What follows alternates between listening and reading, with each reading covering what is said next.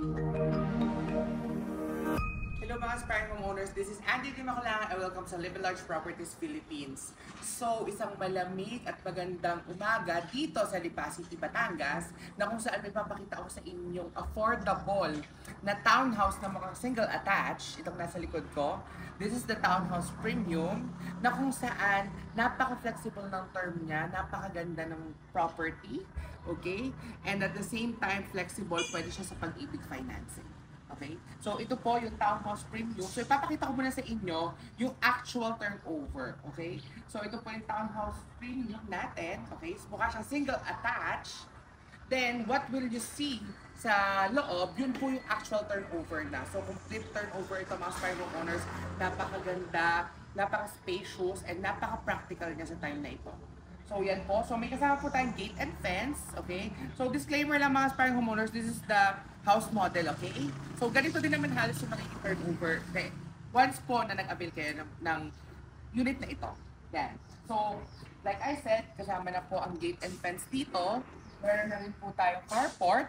Okay? Yan ho, yung carport natin.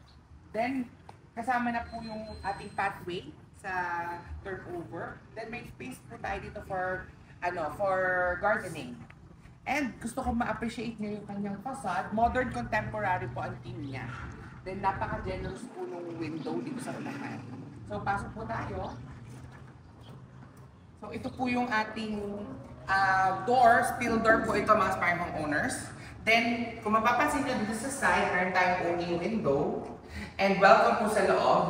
Yan. So kasama na po sa turnover ang ating tiles, complete turnover na to. Ito na po talaga yung actual na turnover ng unit. So, napaka-practical talaga ng mga aspiring homeowners once po nag-inquire at nag-reserve tayo ng unit nyo.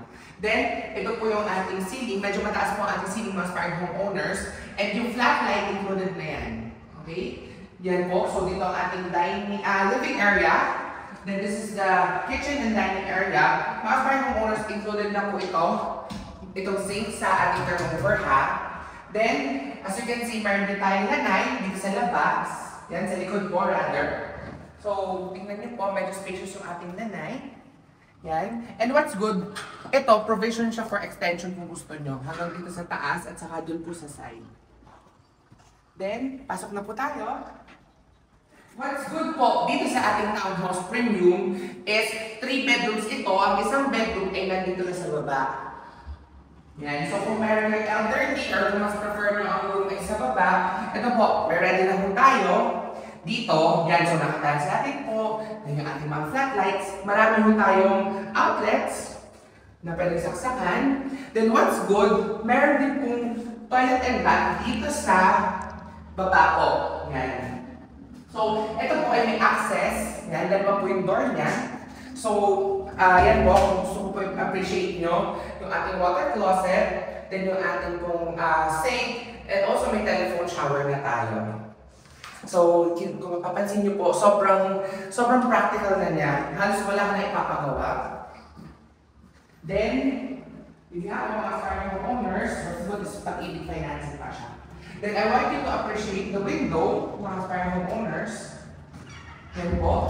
So, pwede kayo dito maglagay ng parang upuan, yung parang phone, para mas ma-appreciate nyo po siya. And then, ito po ang ating stairs, papunta po sa second floor. Disclaimer lang po, ito po ay concrete na, so sobrang tibay niya. And kung mapapansin nyo, yung ating stairs, ay medyo senyorita ang kanyang stairs, which means hindi nakakailang siya pag ikaw po ay tumataas. So, pasok po na tayo sa second floor. So mga aspiring homeowners, bago tayo pumunta sa second floor, so appreciate muna natin the stairs. So may railings, yan, at saka po dito sa isang side. And what's good, may ventilation din tayo. Mayroon po tayong window dito po sa part na to. Yan, so parang siyang high ceiling ang peg. So pwede kayo dito maglagay ng chandelier na maliit. Nasa sa inyo po yan. Then po naman tayo dito sa second floor. So dito sa second floor, 2 bedrooms po ito sa taas. Yan. So ito po yung ating second na bedroom. So yan po, decent ang kanyang space. Mga aspiring homeowners, ito ay wood ceramic tiles ha. So as you can see, napaka-ganda na ng turnover. Halos wala ka na masyadong papagawa. Halos gamit na lang po yung inyong mga ilalagay. Then, ang ating pong windows, yan, PVC po yan. So, napaka-smooth po ng ating windows. Then, yan po yung location. Yan, para ma-appreciate mo. Then also mas parang homeowners kung pwede kayo mag-extend, pwede po dito sa part na ito, hanggang doon dito sa side na ito, hanggang doon po sa may taas ng CR. So, provision siya. Depende po sa inyo. Then, nakita ko po sa inyo yung toilet and bath dito sa second floor. So, ito po yan, mga parang homeowners. Yan po. So, complete finish na rin siya. Generous din po yung space, kaya okay na okay dito. And ito po ang ating master's bedroom. So, mas malawak po siya. And also yan, may side window siya. Mas generous po yung side window natin. Meron na rin tayong sun visor. Yan po. And yan, ito po. Kung gusto nyo maglagay din dito ulit ng yung parang foam para pwede po kayong upo dito.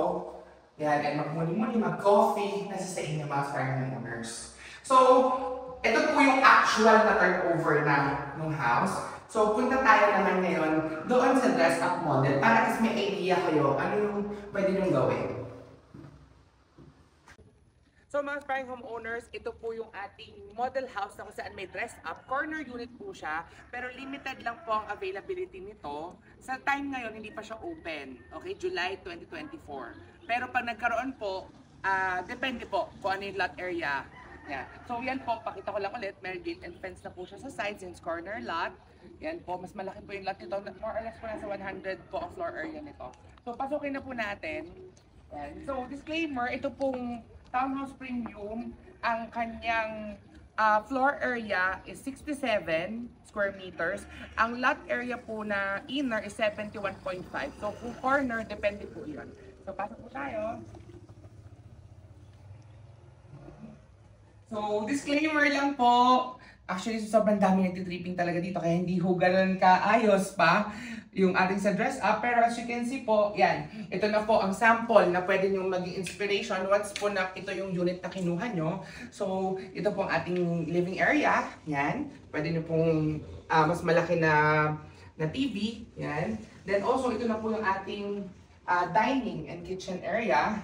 Yan po. So, sobrang class niya. Actually po, ito po not to promote, pero usually IKEA po yung mga nakalagay dito.